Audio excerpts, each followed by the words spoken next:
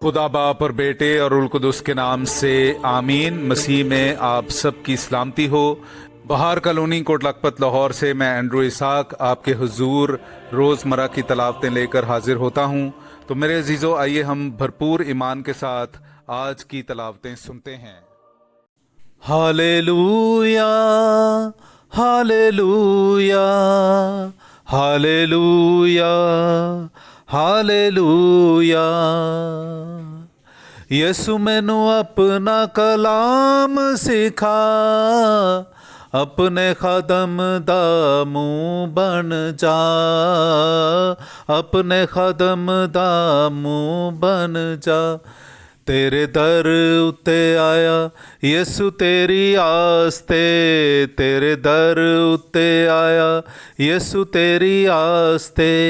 होवे अज दा कलाम यसु मेरे वास्ते, होवे अज दा कलाम यसु मेरे वास्ते। Hallelujah, hallelujah, hallelujah, hallelujah, hallelujah, hallelujah, hallelujah, hallelujah.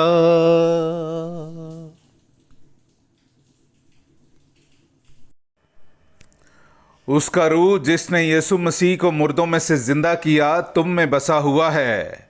हमारे लिए आज की पहली तलावत रूमियों के नाम खत उसका 8वां बाब पहली 11 आयत। इसलिए अब उन पर जो मसीह यीशु में है अजाब का फतवा नहीं, क्योंकि उस जिंदगी की रूह की शरीयत ने जो मसीह यीशु में है तुझे गुनाह और मौत की शरीयत से छुड़ा दिया है। बस जो शरीयत से ना हो सका इसलिए कि वो बशरियत के सबब से कमज़ोर थी, वो खुदा से हुआ है कि उसने अपने ही बेटे को गुनहगार बशर की सूरत में गुनाह की कुर्बानी के तौर पर भेजकर गुनाह पर बशरियत में अजाब का फतवा लगाया है, ताकि शरीयत की सदाकत हम में पूरी हो, जो बशरियत के तौर पर नहीं बल्कि रूह के तौर पर चलते हैं। क्योंकि जो बशरियत के तौर पर होते हैं वो बशरियत की बातें चाहते हैं, मगर जो रूह के तौर पर होते हैं वो रूह की बातें चाहते हैं। क्योंकि बशरियत की नीयत मौत है, मगर रूह की नीयत ज़िंदगी और सलामती है। इसलिए कि बशरियत की नीयत खुदा की दुश्मन है, क्योंकि ना खुदा की शरीयत के ताबे है और ना हो सकती है। जो बशरी हैं वो खुदा को पसंद नहीं आते, मगर तुम बशरी नहीं बल्कि रूहानी हो, बशर्ते कि रूह खुदा तुम में बसा हुआ हो। मगर जिसमें रूह मसीह नहीं वो उसका नहीं। और अगर मसीह तुम में है तो बदन तो गुनाह की निस्बत मुर्दा है, मगर रूह सदाकत की निस्बत जिंदा है। फिर अगर यीशु को मुर्दों में से जिंदा करने वाले का रूह तुम में बसा हुआ है, तो मसीह यीशु को मुर्दों में से जिंदा करने वाला तुम्हारे फ़ानी बदनों को भी उस रूह के ज़रिए से जिंदा करेगा जो तुम में बसा हुआ है। पाक कलाम का पढ़ा और सुना जाना हम सब के लिए बाइस बरकत हो। खुदा का शुक्र हो।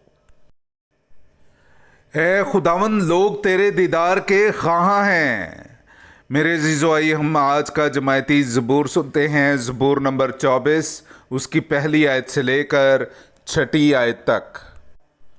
ज़मीन और उसकी मामूरी खुदावंद की है, जहान और उसके बाशिंदे, क्योंकि उसने समुद्रों पर उसकी बुनियाद रखी और दरियाओं पर उसे कायम किया। खुदावंद के पहाड़ पर कौन चढ़ेगा और उसके मुकद्दस मुकाम पर कौन खड़ा होगा? वही जिसके हाथ साफ और जिसका दिल पाक है, जो बातिल चीज़ों पर अपना जी नहीं लगाता और अपने हमसाये से मकर से कसम नहीं खाता। ये खुदावंद की तरफ से बरकत और अपने मुखलिस खुदा की तरफ से अजर पाएगा। ये उनकी पुश्त है जो उसके तालिब और याकूब के खुदा के दीदार के ख्वाहां हैं। पाक कलाम का पढ़ा और सुना जाना हम सब के लिए बाइस बरकत हो। खुदा का शुक्र हो। नाराए हम्द। آج اپنے دلوں کو سخت نہ کرو بلکہ اپنے خدا کی آواز سنو۔ ہاللیلویا۔ میرے عزیزو، آئیے ہم آج کا انجیلی اقتباس سنتے ہیں۔ انجیل مقدس بامطابق مقدس لوکا، اس کا 13واں باب، پہلی آیت سے لے کر 9ویں آیت تک۔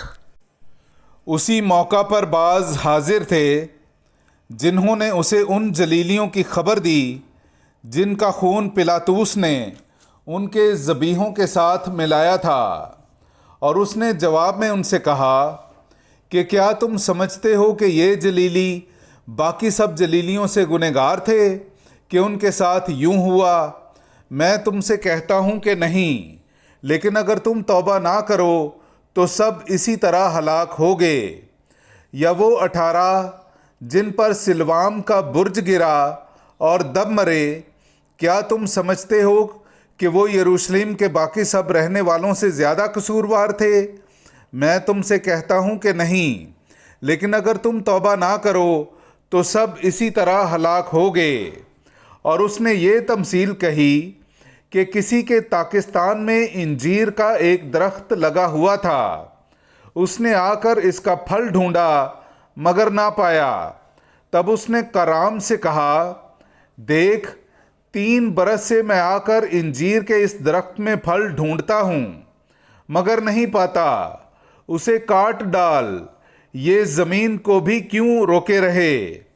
پر اس نے جواب میں اس سے کہا کہ اے خداوند، اس سال اور بھی اسے رہنے دے کہ میں اس کے گرد تھالا کھودوں اور کھاد ڈالوں، شاید کہ آئندہ پھلے، نہیں تو پھر کٹوا دینا۔